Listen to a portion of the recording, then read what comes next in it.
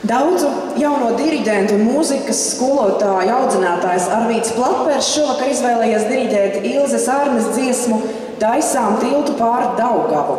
Cerēsim, ka stipru to tiltu no politikas uz mūziku no nama Jēkaba ielā uz nama Barona ielā stiprinās arī 12. Saeimas deputāts Arvīds Platpers. Lai veicas visās frontēs un uz skatu aicinām Arvīdu Platperu.